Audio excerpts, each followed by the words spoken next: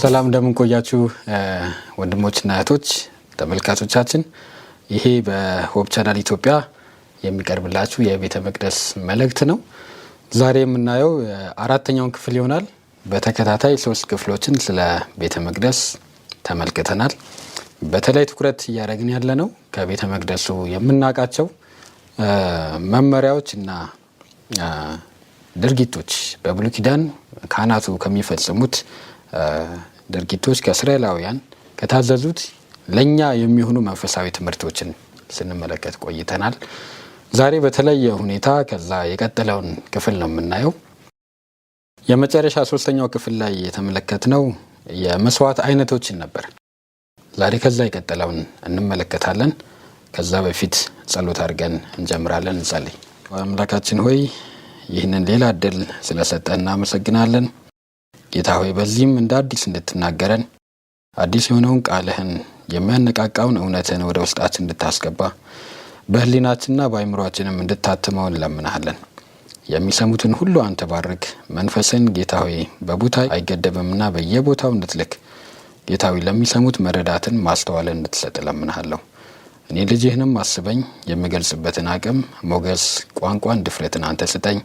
ይህን ሁሉ ለክብርህ አድርግ። በጌታ በኢየሱስ ስም አሜን። በመስዋዕት ስርዓት ውስጥ ወደ 5 የሚደርሱ መስዋዕቶች እንዳሉ ተመልክተናል። እያንዳንዳቸውን ለማየት ሞክረናል። በዘሌዋውያን ምዕራፍ 1 እስከ 6 የሚደርሱትን ማለት ነው። እና እነዚህ መስዋዕቶች የሚቃጠል መስዋዕት የመጀመሪያውን የተገለጸው ነው። ከዛ የእህል ቁርባን፣ የህብረት መስዋዕት ወይ የደህንነት መስዋዕት ይባላል። የኃጢአት መስዋዕትና የበደል መስዋዕት የሚባሉ 5 መስዋዕቶችን መጽሐፍ ቅዱስ ይነግረናል። ከነዚህ ውስጥ በርካታ ነገር ለማየት ሞክረናል። ዛሬ የምናየው ግን ለየት ባለ ሁኔታ ከቤተ መቅደሱ እውነት ተነስተን ከነዚህ መስዋዕቶችና ከተሰጣቸው ትርጓሜ ተነስተን መንፈሳዊ ህይወታችን ምን ይመስላል፣ ህብረታችን ምን ይመስላል የሚለውን እንመለከታለን። እና እነዚህን 5 መስዋዕቶች ተመሳሳይ የሆኑትን አንድ ላይ ስናደርጋቸው የሚቀራረቡትን በትርጉም እና በዓላማ ተመሳሳይ የሆኑትን አንድ ላይ በምናደርግበት ጊዜ 5 የነበሩት ወደ 3 ይቀንሳሉ። ስለዚህ 3 ይሆናሉ ማለት ነው። ለምሳሌ የኃጢአትና የበደል መስዋዕት ተመሳሳይ ናቸው። አንድ ሰው ሳያስበው ወይንም ሳያውቀው ኃጢአትን ሲሰራና ከዛ በኋላ ኃጢአት እንደሰራ ሲያውቀው የሚያቀርባቸው መስዋዕቶች ናቸው፣ የኃጢአትና የበደል መስዋዕት። ስለዚህ እነዚህ ከኃጢአት ጋር ቀጥታ የተገናኙ ስለሆኑ የመጀመሪያውን ይወስዳሉ ወይንም አንድ ላይ ሊሆኑ ይችላሉ። የኃጢአትና የበደል መስዋዕት ብለን አንድ እናረጋቸዋለን። ሌላው መስዋዕት የሚቃጠል መስዋዕት ነው። የሚቃጠል መስዋዕት አንድ ሰው የማያስበው ሳስበው የሚያደርገው መጥፎ ነገር ቢኖር ኃጢአት ሰርቼ ሊሆን ይችላል ብሎ ሲያስብ እና በተለይ ደግሞ ምስጋናን አምልኮን ለማቅረብ ሲፈልግ ለእግዚአብሔር የሚቃጠል መስዋዕት አድርጎ ያቀርበዋል ይላል። ያ ለእግዚአብሔር መሰጠትን የሚያሳይ ነው። ያ የሚቃጠል መስዋዕት ነው፣ ብቻውን የሚታይ ነው። ሌሎቹ መስዋዕቶች ሁለቱ የእህል ቁርባንና የህብረት መስዋዕት ናቸው። እነዚህ በተለይ ከእንስሳ በተጨማሪ በህብረት መስዋዕት የእንስሳ መስዋዕትም ይቀርባል። የእህል መስዋዕትን ጨምሮ ለምስጋና ስለትን ለመክፈል እና ለአምልኮ የሚቀርቡ መስዋዕቶች ናቸው። የግድ አምጡ የሚባሉ አይደሉም። የኃጢአትና የበደል መስዋዕት ኃጢአት አንድ ሰው ከሰራ የሚቀርቡ ስለሆነ የግድ ነው። የእህልና የህብረት መስዋዕት ግን የእህል ቁርባን የመሳሰሉት የግድ የሚቀርቡ አይደለም፣ በበጎ ፈቃድ የሚሰጡ ናቸው። የምስጋና ስጦታንም የሚያሳዩ ናቸው። ስለዚህ እነዚህ ሁለቱ ስጦታዎች አንድ ላይ ሊጣመሩ የሚችሉ ናቸው። አንድ ላይ ሲጣመሩ በአንድ ላይ ስናደርጋቸው 3 ይሆናሉ። በአጠቃላይ የኃጢአትና የበደል መስዋዕት የመጀመሪያው፣ የሚቃጠል መስዋዕት ሁለተኛው፣ የእህልና የህብረት መስዋዕት። የህብረት መስዋዕት በህብረት የሚበሉት ነው፣ የተረፈውን ማለት ነው። ስለዚህ 3 ይሆናሉ። እነዚህ 3ቱን ስንመለከት የኃጢአትና የበደል መስዋዕት ምንን ያሳያል? የኃጢአት መወገድን የሚያሳይ ነው። ከሰዎች ኃጢአት መወገድ እንዳለበት የሚነግሩን መስዋዕቶች ናቸው። ወይንም ያንን ሂደት የመጀመሪያውን የክርስትና ጉዞ ወይንም ውሳኔና ድርጊት የሚያሳይ ነው የኃጢአት መወገድ። ሁለተኛው የሚቃጠለው መስዋዕት ራስን መስጠት ወይንም መቀደስን የሚያሳይ ነው። ሙሉ ለሙሉ ለእግዚአብሔር መገዛትን የሚያስታውሰን መስዋዕት ነው። ያ የሚቃጠል መስዋዕት ነው። ሶስተኛው የእህል ቁርባንና የህብረት መስዋዕት የእርስ በርስ ፍቅርና መዋደድን የሚያሳይ ነው። ምስጋናን ለእግዚአብሔር ይሰጣሉ፣ መስዋዕት ያቀርባሉ፣ ከዛ ላይ የተረፈውን አብረው ይመገባሉ። ያ ህብረትን የሚያሳይ ነው። ስለዚህ እነዚህን ስንመለከታቸው የመጀመሪያው ክፍል ወይንም ሁለቱ የመጀመሪያዎቹ መስዋዕቶች ከኃጢአት ጋር የተገናኙት የአደባባዩን የቤተ መቅደሱን አገልግሎት የሚያሳዩ ናቸው በአጠቃላይ ስናይ። በሁለተኛ ደረጃ የሚቃጠለው መስዋዕት ወይንም ራስን ሙሉ ለሙሉ አሳልፎ መስጠት ማለት ከኃጢአት ይቅርታ በኋላ ወይንም ከአደባባዩ ክፍል አገልግሎት በኋላ የመቀደስን የመሰጠትን ህይወት የቅዱሱን ክፍል አገልግሎት የሚያሳዩ ናቸው። የእህልና የህብረት መስዋዕት ወይንም የእህል ቁርባን መስዋዕት የፌሎሺፕ ኦፈሪንግ አንድ ላይ ሆነው እርስ በርስ ያለንን ግንኙነት እንደ ቤተ ክርስቲያን እንደ ክርስቲያኖች እርስ በርስ ያለንን ግንኙነት እና መተሳሰር የሚያሳይ የመስዋዕት አይነቶች ናቸው። ይሄ ቅድስተ ቅዱሳን ወይም ፍጽምናን የሚያሳይ ነው። ስለዚህ መስዋዕቶችን ጠቅለል ስናደርጋቸው 3 ደረጃ ይኖራቸዋል። የመጀመሪያው ኃጢአትን የሚያስወግዱ ከኃጢአት ጋር ቀጥታ ግንኙነት ያላቸው በበጎችና በላሞች ደም የሰው ኃጢአት ይቅር ተብሏል ያልኩኝ አይደለም፣ ግን ከኃጢአት ጋር ቀጥታ ግንኙነት ያላቸውን መስዋዕት የምናቀርብባቸው ወይንም ይቀርቡባቸው የነበሩ መስዋዕቶችን የሚያሳይ ነው። ይሄ የመጀመሪያው ደረጃ ነው። ያ ደግሞ በቤተ ክርስቲያን የመጀመሪያው ክፍል ነው፣ አደባባዩ ክፍል የሚባለው ማለት ነው። ሁለተኛው ክፍል የሚቃጠል መስዋዕት ነው። የሚቃጠለው መስዋዕት ቅዱሱን ስፍራ ወይንም ቅዱሱን ክፍል የሚያሳይ ነው። ቅዱሱ ክፍል ማለት ራስን አሳልፎ መስጠት ወይንም መሰጠት መቀደስን የሚያሳይ ነው። ያ ከአደባባዩ ክፍል ቀጥሎ አገልግሎት የሚካሄድበት ሁለተኛው የቤተ መቅደሱ ክፍል ነው፣ ቅዱሱ ክፍል። እነዚህን ወደፊት አደባባይ፣ ቅዱሱ ክፍል፣ ቅድስተ ቅዱሳን የሚሉትን ወደፊት በሌሎች ክፍል በዚሁ ጥናት እንመለከታለን። ሶስተኛው ላይ የእርስ በርስ ፍቅር የሚገለጽበት የቅድስተ ቅዱሳኑ ክፍል ነው። ፍጽምና ላይ ሰው ሲደርስ ለሰው የሚሰጠው የሚያካፍለው ፍቅር መንፈሳዊ እሴት ሲኖረው ማለት ነው፣ ፍሬዎቹ ሙሉ ሲሆኑ ይሄ እርስ በርስ ያለን ፍቅር የሚያሳይ ነው። ቅድስተ ቅዱሳን ላይ ፍጽምና የሚጠበቅ ነው። ያ ደግሞ በመስዋዕቶቹ ስንመለከት የእህል ቁርባንና የህብረት መስዋዕት በሚል ተመስለው እናገኛለን። ይህ የቤተ መቅደሱን መንፈሳዊ ይዘት የሚጠብቅ ቅደም ተከተል ነው። መንፈሳዊ ይዘቱን የሚጠብቅ ነው። አደባባይ፣ ቅዱስ ክፍል፣ ቅድስተ ቅዱሳን ክፍል። በሌላ አነጋገር መጀመሪያ መናዘዝ የኃጢአት ይቅርታን ማግኘት ያ በአደባባዩ ነው። ከዛ በኋላ መቀደስ ህይወት ከዛ በኋላ ይቀጥላል። ሲቀጥል ግን እንዴት ነው መቀጠል ያለበት? በመቀደስ ከእግዚአብሔር ጋር መሆን አለበት። ንስሐ ገብቶ ተጠምቆ ክርስቶስን አምኖ በጥምቀት እምነቱን ያሳየ ሰው ቤተ ክርስቲያን ውስጥ ታቅፎ ሲቀጥል እንደ ድሮ መኖር የለበትም፣ መቀደስ ይጠበቅበታል። በሌላ አነጋገር ሙሉ ለሙሉ መሰጠት ወይንም መቃጠል ይኖርበታል፣ በሚቃጠለው መስዋዕት ምሳሌ ስንመለከተው ማለት ነው። እና በዚህ ክፍል ላይ በቤተ መቅደሱ የመስዋዕት አገልግሎት እንዳየ ነው የሚቃጠለው መስዋዕት ላይ የማይቃጠል አንድ ነገር ቆዳው ብቻ ነው ብለናል። መጽሐፍ ቅዱስ እንደሚለን ሁሉም ነገር የእንስሳው ሁሉም አካል በሙሉ የሚቃጠል መስዋዕት ሆኖ ይቀርባል ይላል። እና ራስን ሙሉ ለሙሉ መስጠትን የሚያሳይ ነው። ያን ተመልክተናል። እና ለካህናቶቹ የሚሰጠው ቆዳው ብቻ ነው። ለእነሱ መተዳደሪያ አንድ ግብዓት የሚሆናቸው ከሚቃጠለው መስዋዕት የሚገፈፈው የእንስሳው ቆዳ ነው። ስጋውን አያገኙ፣ ሌላውን ነገር አያገኙ፣ ቆዳውን ብቻ ያገኛሉ። ሸጠው ለውጠው እንደ መተዳደሪያ ይሆናቸዋል። ይሄ የእግዚአብሔር ትእዛዝ ነበር።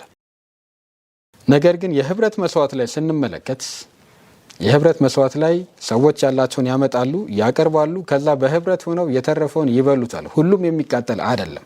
ስለዚህ ለሌሎች የሚሰጡት ስጋ እንኳን አላቸው፣ የሚሰጡት ምግብ እንኳን ቂጣ እንኳን አላቸው ነው፣ ቆዳ ብቻ አይደለም። ሶስተኛው ክፍል ላይ የእርስ በርስ ግንኙነትን፣ ፍጽምናን፣ ህብረትን የሚያሳይ ነው። ስለዚህ ለሌሎች የሚደርስና የሚቆረስ ነገር የሚኖረው በህብረት ራሳችን አሳልፈን ከሰጠን በኋላ ህብረታችን መተሳሰር ሲጀምር ነው፣ የዛ ውጤት ነው። ከዚህ ሀሳብ የምንረዳው የቤተ ክርስቲያን ህብረት የላላ የሚሆነው የኃጢአት ወይንም ያለመሰጠት ችግር በቤተ ክርስቲያን አማኞች ዘንድ ሲኖር ነው። እነዚህ ችግሮች ካሉብን እንደ ቤተ ክርስቲያን ህብረታችን የላላ ይሆናል። በሌላ አነጋገር ህብረታችን ጠንካራ የሚሆነው እውነተኛ ህብረት የሚኖረን ኃጢአትን የሚዋጉ ምእመናን ሲኖሩ፣ ኃጢአትን እየተጉ የሚኖሩ ምእመኖች ሲኖሩ እና ራሳቸውን ለእግዚአብሔር አሳልፈው የተሰጡ ምእመኖች ሲኖሩ በነዛ መካከል እውነተኛ ህብረት እየተቀረጸ እየዳበረ ይሄዳል። ስለዚህ ወንድሞችና እህቶች በቤተ ክርስቲያን ውስጥ ያለን ህብረት የምንፈልገው ደረጃ ላይ የሚደርሰው የኃጢአት ችግር ሲወገድ፣ በክርስቶስ ከኛ ሲወገድ ወይንም እየታገል ነው ስንኖር እና ራሳችን ለእግዚአብሔር አሳልፈን ስንሰጥ ነው። ሶስተኛው የህብረት ደረጃ ሁለቱን ደረጃዎች ከተወጣን በኋላ የምናገኘው ነው። በአንድ ጊዜ ልንደርስበት አንችልም።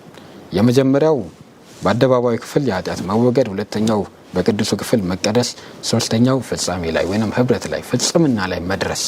ሁለተኛ ጴጥሮስ ምዕራፍ 1 ቁጥር 4 ላይ ጴጥሮስ ለክርስትና እድገት እንደዚህ ይላል፣ በዚህም ሁሉ ምክንያት ትጋትን ሁሉ እያሳያችሁ በእምነታችሁ ላይ በጎነትን ጨምሩ፣ በበጎነት ላይ እውቀትን፣ በእውቀት ላይ ራስን መግዛትን፣ ራስን በመግዛት ላይ መጽናትን፣ በመጽናት ላይ እግዚአብሔርን መምሰልን፣ እግዚአብሔርን በመምሰል ላይ የወንድማማች መዋደድን፣ በወንድማማቾች መዋደድ ላይ ፍቅርን ሁሉ ጨምሩ ይላል እና የክርስትና የእድገት መሰላሉን ስንመለከት እምነት፣ በጎነት፣ እውቀት፣ ራስን መግዛት፣ እግዚአብሔርን መምሰል፣ የወንድማማቾች መዋደድ፣ ከዛ ፍቅር፣ መጨረሻው ፍቅር ነው እና እግዚአብሔርን እየመሰለን በክርስትና እየበሰለን እያደግን ስንሄድ ያ የሚገለጠው እርስ በርስ በመዋደድ ነው። ሰባተኛው ላይ የወንድማማቾች መዋደድ፣ ስምንተኛው የመጨረሻው ላይ ፍቅር፣ ፍጹም የሆነ ፍቅር፣ ለእግዚአብሔርም ለሰዎች ያለን ፍቅር ማለት ነው። ያ በክርስትና እድገት ሊገጥመን ወይንም ሊኖረን የሚገባ ልንደርስበት የሚገባው ደረጃ ነው። ስለዚህ ማስተዋል ያለብን በክርስቲያኖች ዘንድ ያለ ህብረት የክርስቲያኖች አንድነት የኃጢአት መወገድና የራስ መሰጠት ውጤት ነው። እንዲሁም ይመጣ አይደለም። የኃጢአት መወገድና የመሰጠት ውጤት ሆኖ የሚመጣ ነው። በክርስቲያኖች ዘንድ በአማኞች ዘንድ የሚኖረው ህብረት በመጽሐፍ ቅዱስ ውስጥ በዮሐንስ ወንጌል ምዕራፍ 11 ቁጥር 41 እና 42 ላይ በዚህ ምዕራፍ ላይ ክርስቶስ የሞተውን አልዓዛርን ሲያስነሳው እንመለከታለን እና በዚህ ቦታ ላይ ክርስቶስ ወደ አምላኩ ጸልዮአል፣ ወደ እግዚአብሔር ለማስነሳት እና ሲጸልይ ያለው ምን ነበረ? አባት ሆይ ስለሰማኸኝ አመሰግንሃለሁ፣ ሁልጊዜም እንድትሰማኝ አወቅሁ ይላል እና ክርስቶስ በጸሎት ከአባቱ ጋር ያለውን ግንኙነት ሲገልጸው ይጸልያል፣ ከዛ ሁልጊዜም ይሰማዋል። እግዚአብሔር አብ ሁልጊዜ የልጁን ጩኸት በምድር ላይ ያለ ሰው ሆኖ በምድር ሲመላለስ ጸሎቱን ይሰማው ነበረ፣ እንደ ጸለየውም እንደዛው ይመልስለት ነበር። ምክንያቱም ክርስቶስ ሙሉ ፈቃዱን ለአባቱ አስገዝቷል። ከዛ የተነሳ የሚጠይቀው ጥያቄ የአባቱን ፈቃድ ብቻ ነበረ። ስለዚህ እግዚአብሔር አብ ደግሞ ፈቃዱን ያደርጋል። በሌላ አነጋገር ጸሎቱን ይመልስለት ነበር እና ክርስቶስ ምን አለ? ሁልጊዜም እንደምትሰማኝ አወቅሁ እና በአባቱ እርግጠኛ ነበር። ሁልጊዜ ጸሎቱን ይመልስለታል። ሁልጊዜ የጸለይ ነው ሁሉ ቢመለስልን በጣም ስኬት ነው። የምንጸለየው ጸሎት ሁሉ ብናገኝ፣ ሁልጊዜ የጸሎታችን ምላሽ የማናገኘው የምንጠይቀው የእግዚአብሔር ፈቃድ ስላልሆነ አይደለም። አንዳንዴ ሊሆን ይችላል፣ ግን ለመቀበልም ዝግጁ ስላልሆነን ሊሆን ይችላል።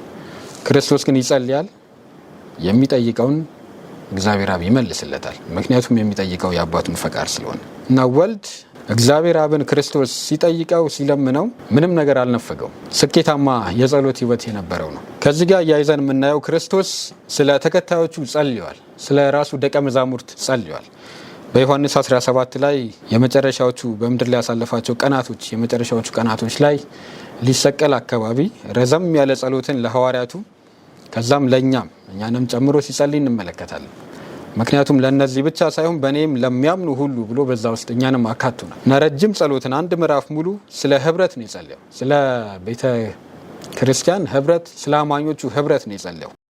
ዮሐንስ 17:11 ላይ እንደዚህ ይላል፣ ቅዱስ አባት ሆይ እነዚህን የሰጠኸኝን እንደ እኛ አንድ እንዲሆኑ በስምህ ጠብቃቸው ብሎ ሲጸልይ እንመለከታለን። በዚህ ቁጥር ላይ ብቻ አይደለም፣ በተመሳሳይ ምዕራፍ በተደጋጋሚ እኔና አንተ አንድ እንደሆነን አንድ የሆኑ ዘንድ እያለ ወደ አባቱ ይጸልያል እና የክርስቶስ አበክሮ የጸለየው ጸሎት ምንድነው? በዮሐንስ 17 ላይ ደቀ መዛሙርቱ በሞቱ ምክንያት ተበትነው እንዳይቀሩ፣ ተደናግጠው ያላቸውን እምነት አጥተው በዛው ተስፋ ቆርጠው እንዳይጠፉ ነበር። ነገር ግን በእኔ በኩል እኔና አንተ አንድ እንደሆንን አንድ አድርጋቸው። የቤተ ክርስቲያንን ህብረት ክርስቶስ አጥብቆ ይፈልጋል። እግዚአብሔር የቤተ ክርስቲያንን ህብረት አጥብቆ ይፈልጋል፣ አንድነትን ይሻል። ግን እንደምናየው ክርስቶስ የለፋበት የጸለየበት ጉዳይ ሐዋርያቱ ጊዜ እንደነበረው አይነት ውጤታማ አይደለም። የአማኞች ህብረት ያን ያህል ጠንካራ አይደለም።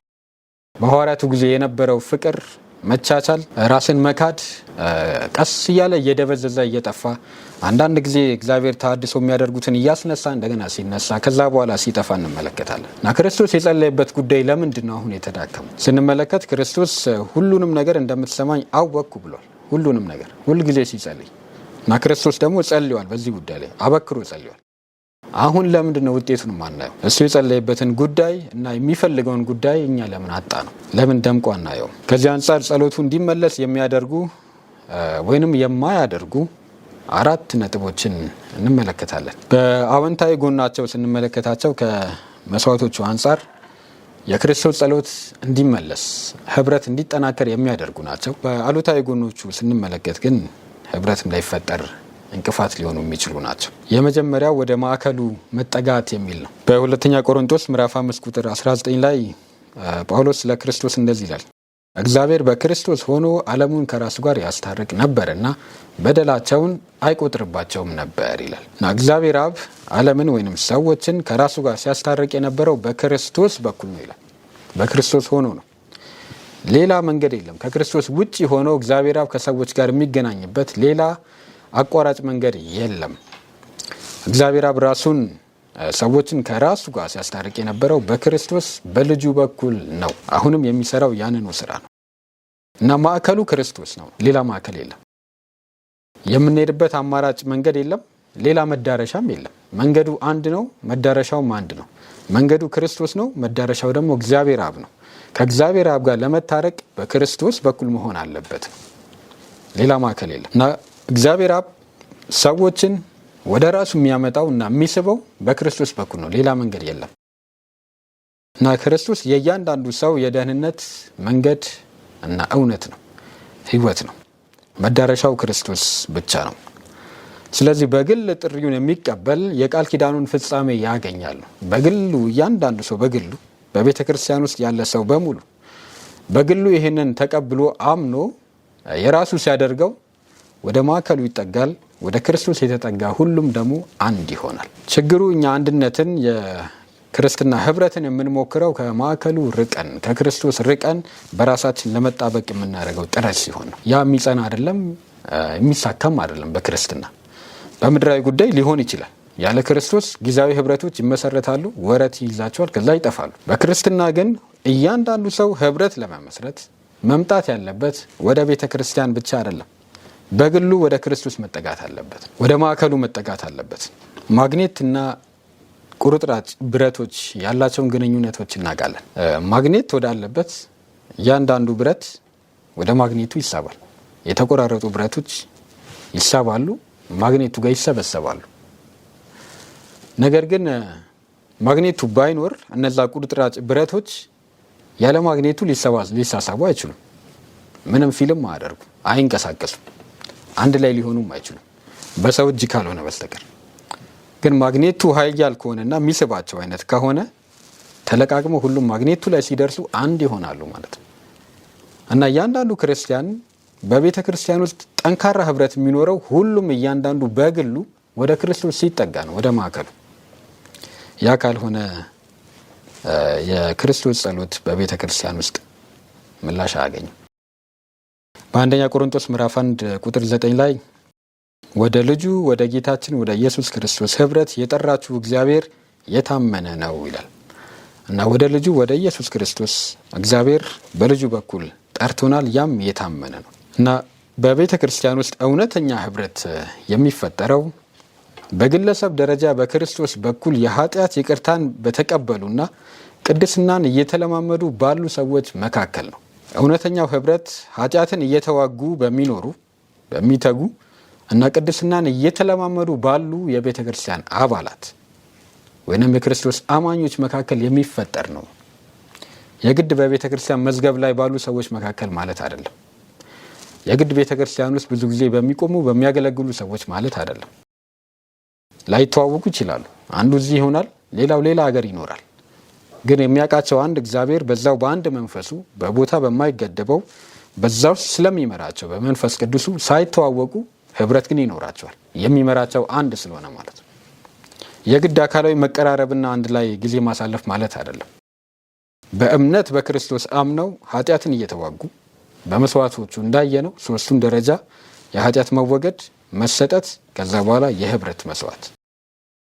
ኃጢአትን እየተዋጉ ራሳቸውን እየሰጡ በሚኖሩ ክርስቲያኖች መካከል ህብረት ይጠነክራል። የግድ ያ መሆን አለበት። ህብረት በእቅድ አይገኝም፣ ብዙም አይሳካም። በእቅድ ስላቀድን ሊመጣ አይችልም። ፕሮግራምን ለማስፈጸም ሊረዳን ይችላል፣ ሊጠቅመን ይችላል። አንዳንድ ፕሮግራሞችን ለማካሄድ መልካም ሊሆን ይችላል። ግን ያ በራሱ መዳረሻ ነው ማለት አይደለም። መጨረሻ ነው ወይንም አሳክተነዋል ማለት አይደለም። ከፕሮግራሙ ማለቅ ጋር ተያይዞ ሊጠፋ ስለሚችል ማለት ነው እና በወረት ይቀዘቅዛል፣ ከዛ ይጠፋል። ፕሮግራሙ ሲያልቅ እሱም ያልቃል፣ ህብረቱም ያልቃል። አንድ ላይ ቤተክርስቲያን ሰዎች ፕሮግራምን ለማስፈጸም ጊዜያዊ ኮንፈረንስ ለማድረግ ሲነሳሱ መልካም ነው። ግን ያ ማለት የህብረት ዋና ማሳያ ማለት አይደለም። በህብረት አንድ ላይ ሆኖ የሚሰሩ ዓለማውያን በርካታ የተለየ ጥሩ ነገር ሲሰሩ እንመለከታለን።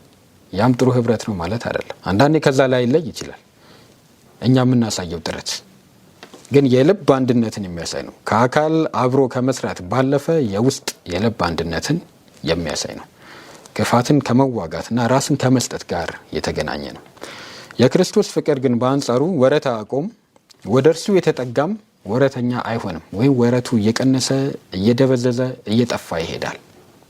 ወደ ክርስቶስ ስለሚቀርብ እዛው ከቆየ የእግዚአብሔር ባህሪ በክርስቶስ በኩል ወደ ውስጡ ስለሚገባ ወረቱ ይጠፋል። ስለዚህ የህብረት ጀማሪው ራሱ ክርስቶስ ነው።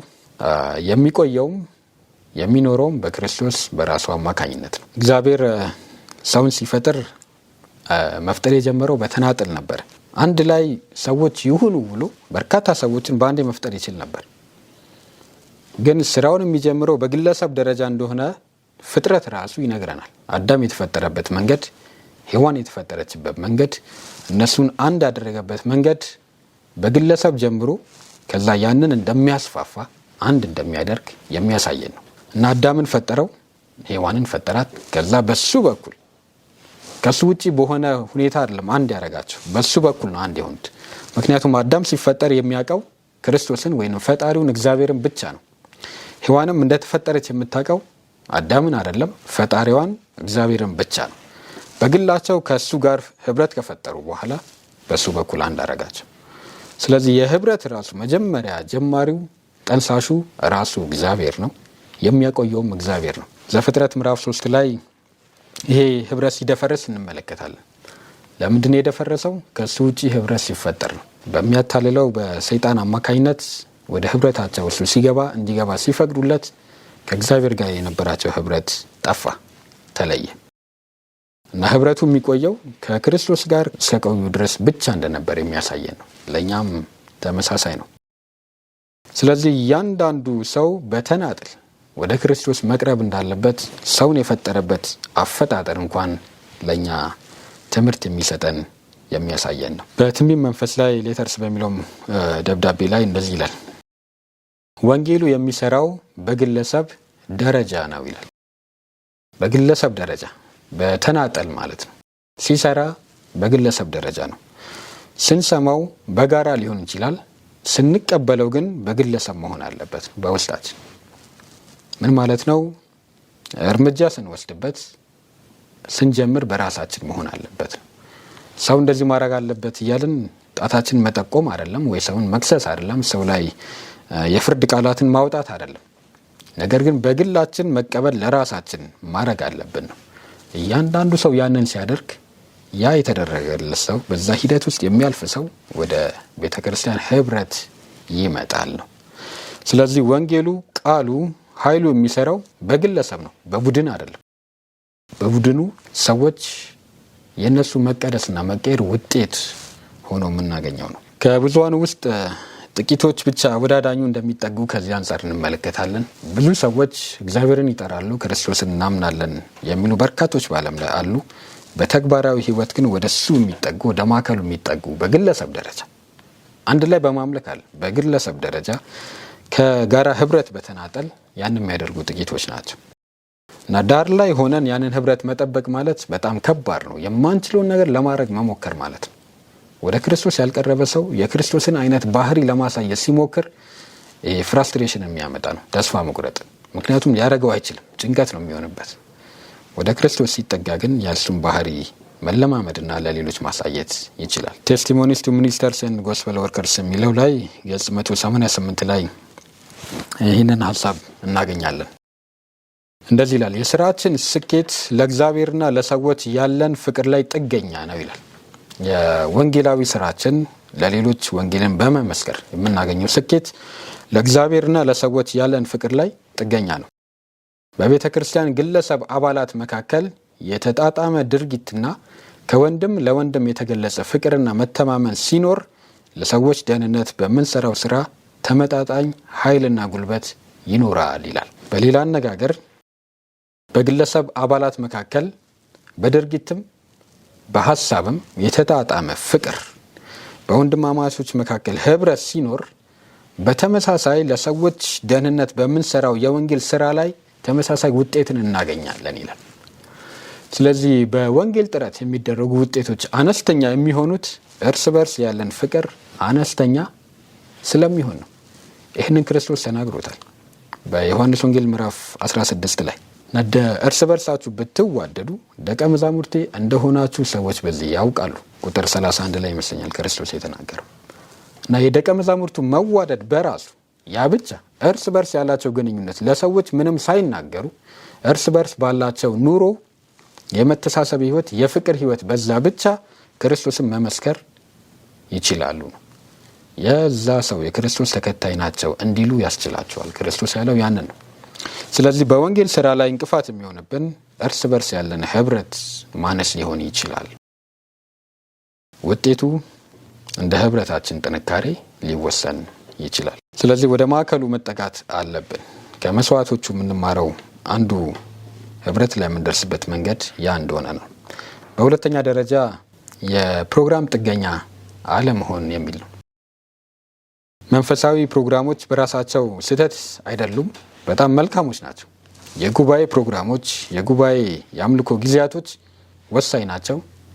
ወንድም ከወንድሙ ጋር አንድ ላይ መቀራረብ አለበት፣ ጠቃሚዎች ናቸው።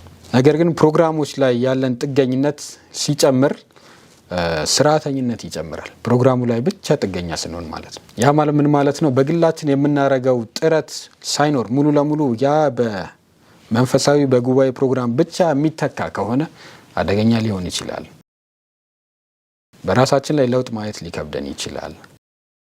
በግላችን ማንመጣ ከሆነ ፕሮግራም ላይ ብቻ ጥገኛ ከሆነ ለመንፈሳዊ ህይወታችን ያ የሚያስገድዱ ሁኔታዎች ሊኖሩ ይችላሉ። በዛ መበየንና መፍረድ አንችልም። እንዳለን የትምህርት ደረጃ ወይንም ንቃት ወይ ደግሞ የስራ አይነት ያለንበት ሁኔታ ሊለያይ ይችላል። እግዚአብሔር ያንን ያውቃል።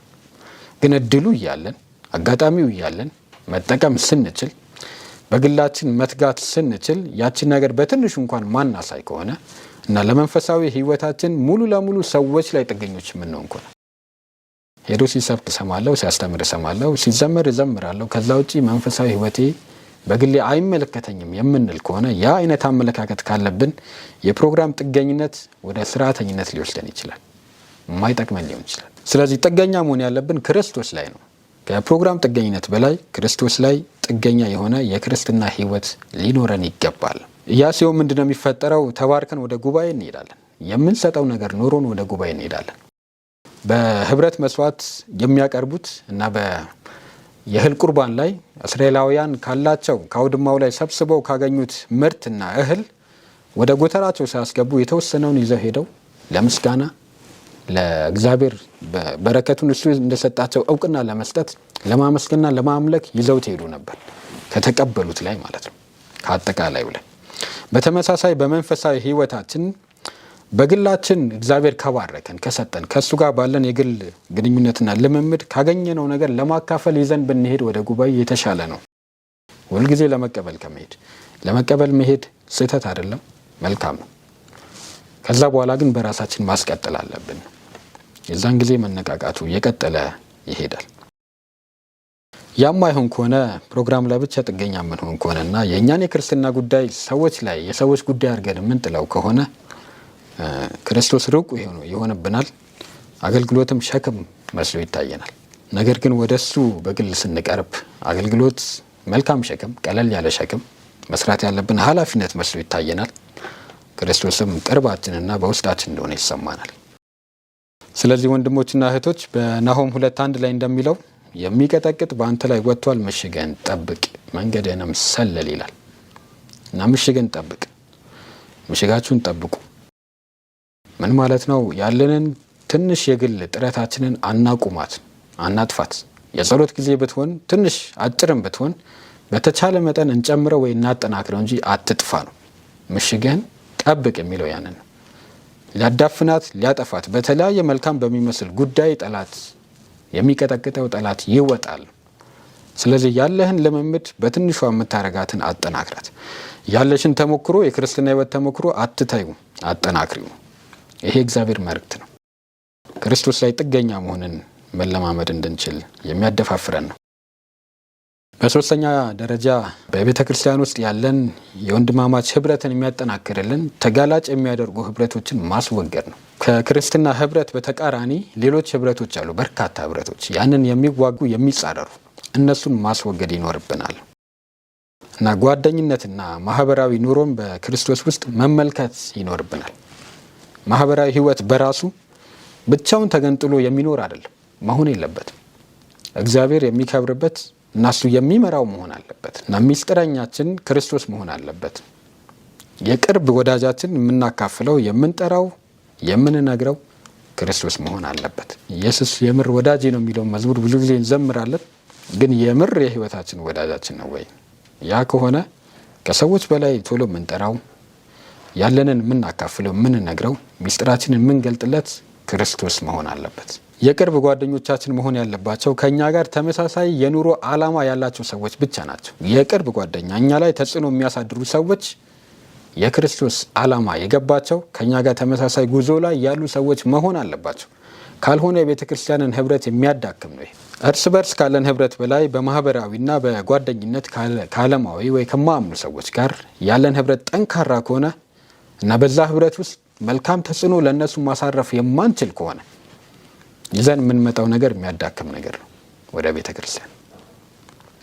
ስለዚህ የቅርብ ጓደኞቻችን መሆን ያለባቸው መጠንቀቅ አለብን። ተመሳሳይ ጉዞ ላይ ያሉ መሆን አለባቸው እና ይህ ብልጠትን ይፈልጋል። የራሴ ክርስትና ህይወት እንዳይዳከምና እንዳይጠፋ አንዱ ማድረግ ያለብኝ፣ በግል ሁላችንም ማድረግ ያለብን ጓደኝነትን፣ ማህበራዊ ህይወትን በእግዚአብሔር መነጽር ማየት ነው፣ በክርስቶስ ውስጥ ማየት። ከመንፈሳዊ ህይወት አንጻር የሚጠቅመኝ ነው እኔ ወይስ እኔ ለሌላው የምሰጥበት ነው? እና መንፈሳዊ መሆን አለበት። በአጠቃላይ ከመንፈሳዊ አንጻር የምሰጠው ተጽዕኖ የማሳድርበት ሁኔታ ካልሆነ ወይ ደግሞ እኔ የምጠቀምበት ካልሆነ ያ ህብረት ብዙም ቦታ የምሰጠው መሆን የለበትም። የሁላችንም መሪ ያ መሆን አለበት ብዬ አምናለሁ። ከክርስቶስ ጋር ባለን እርምጃ በክርስትና ህይወታችን የሚጠቅመን ካልሆነ፣ እኛም መልካም ተጽዕኖ የምናሳርፍበት ካልሆነ፣ የምንሰጠው ነገር የምናካፍልበት እድል ካልሆነ የእኛ ትኩረት መሆን የለበትም። ብዙ ጊዜ ማባከን የለብንም። ያ ሲሆን ህብረታችን እየጠነከረ፣ አንድነታችን እየተሰበሰበ ይመጣል። ጠላት ህይወታችንን የሚያገኝበት ተዘዋዋሪ መንገድ ይሆንበታል። ያ እንዳይሆን መጠንቀቅ አለብን።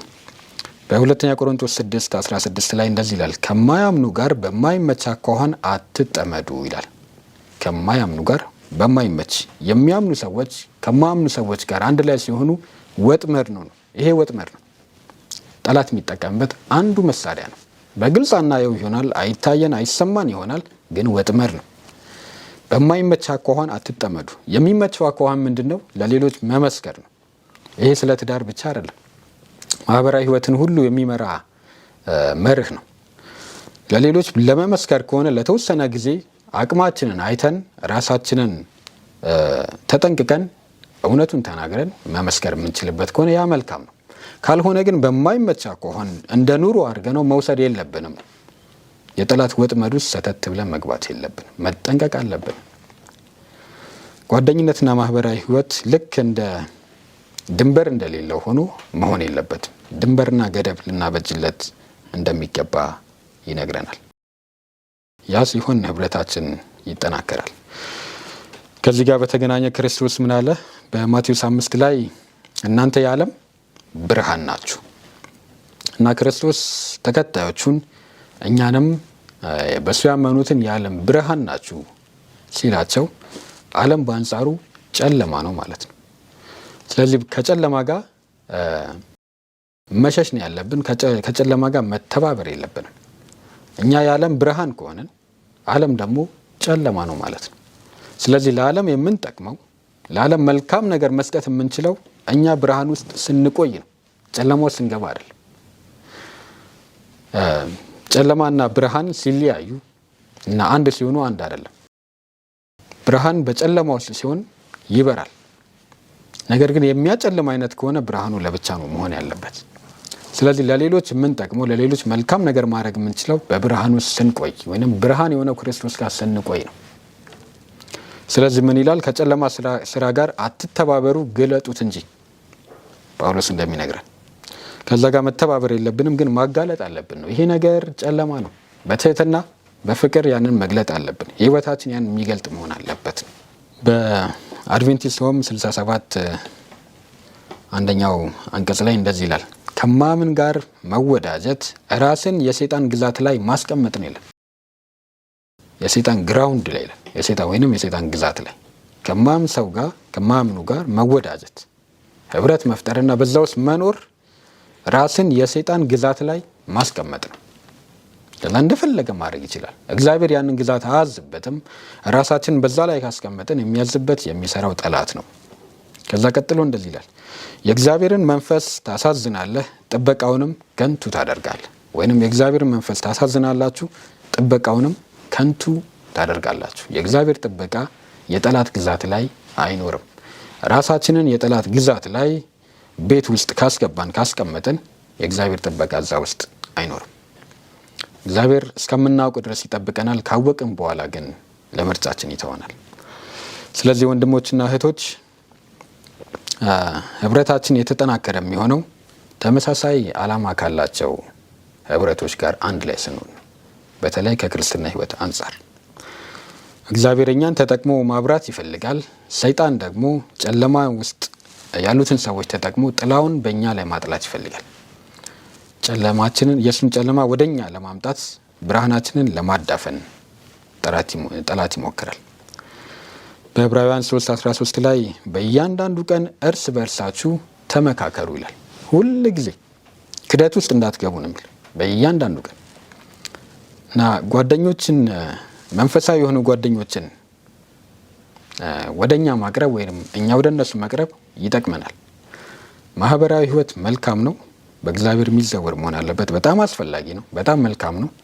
ያለሱ መኖር በጣም ከባድ ነው። ከማምኑ ሰዎች ጋር በማህበራዊ ህይወት እንኖራለን። ያ ነገር መቅረት አለበት እያልኩኝ አይደለም፣ ግን የሚገዛን ትልቅ መርህ መሆን የለበትም። ጓደኞችን ስንመርጥ ግን የምንውላቸው ጊዜ አብረን የምናሳልፋቸው ጓደኞቻችን መንፈሳዊ መሆን አለባቸው ነው።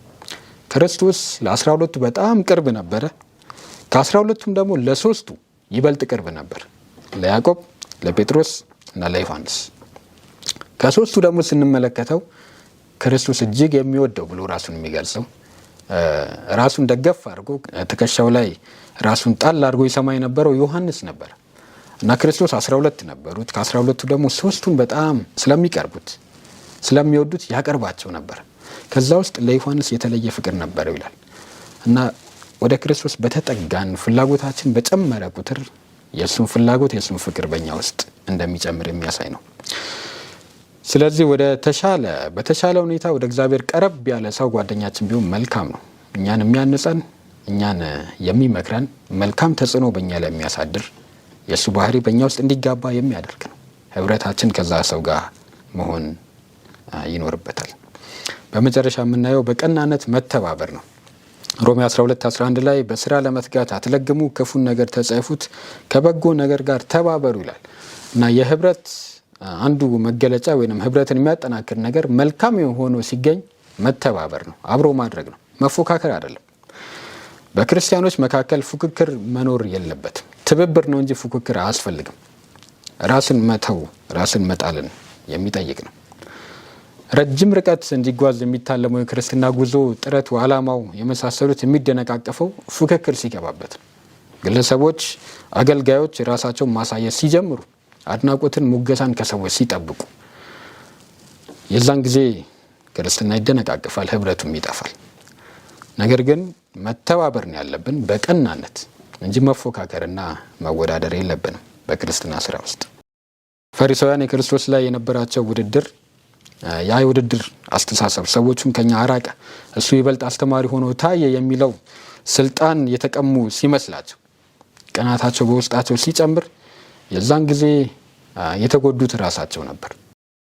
ራሳቸውን ያስበላቸው ድርጊት አስተሳሰብ ነበር እና በሐዋርያቱ እንደቀጠለው አሁንም ወደ ክርስቶስ ጠጋ የሚል ሰው ተመሳሳይ ጣል ሊደርስበት ይችላል። ግን በትዕግስት ማለፍ እንደሚችል ታሪክ ይነግረናል። ስለዚህ በቅናት ከመወዳደር ይልቅ በቀናነት መተባበር ህብረትን ያጠናክራል። በአጠቃላይ ህብረት የግል መስዋዕትነት ውጤት ነው። 5ቱ የመስዋዕት አይነቶች ተነስተን የቤተ ክርስቲያን ህብረት ምን እንደሚመስል በቤተ መቅደስ የትምህርት ይዘት ውስጥ አይተናል። የኃጢአት መወገድ የመጀመሪያው የቤተ መቅደስ አገልግሎት ነው። ከዛ በኋላ መቀደስ፣ ራስን አሳልፎ መስጠት፣ በሚቃጠል መስዋዕት ያየነው ነው። ከዛ በኋላ ህብረት፣ መስዋዕትን ማቅረብ፣ አንድ ላይ በአምልኮ አንድ መሆን የቤተ መቅደሱ የትምህርት ደረጃዎች ናቸው። በተመሳሳይ በመጨረሻ ዘመን ያለን ክርስቲያኖች እኛ ህብረታችን የሚጠናከረው ኃጢአትን እየተዋጋን ራሳችን እየሰጠን ስንኖር ነው። ከዚህ አንጻር የሚረዱን ወደ ማዕከሉ መጠጋት፣ ወደ ክርስቶስ ማዕከል ወደ ሆነው ክርስቶስ መጠጋት፣ የመንፈሳዊ ፕሮግራሞች ላይ ብቻ ሳይሆን ክርስቶስ ላይ ጥገኛ መሆን፣ በግላችን መትጋት፣ ተጋላጭ የሚያደርጉ ህብረቶችን ማስወገድ እና በቀናነት መተባበር የሚረዱን ነጥቦች ናቸው። እነዚህን ለህይወታችን መተግበር መለማመድ ይኖርብናል። ይህን እንድናደርግ እግዚአብሔር በጸጋ ይርዳን። የ4ኛውን ክፍል በዚህ እንጨርሳለን። በሚቀጥለው ክፍል 5ኛውን የቤተ መቅደስ ትምህርት አብረን እናያለን። እግዚአብሔር ይባርካችሁ።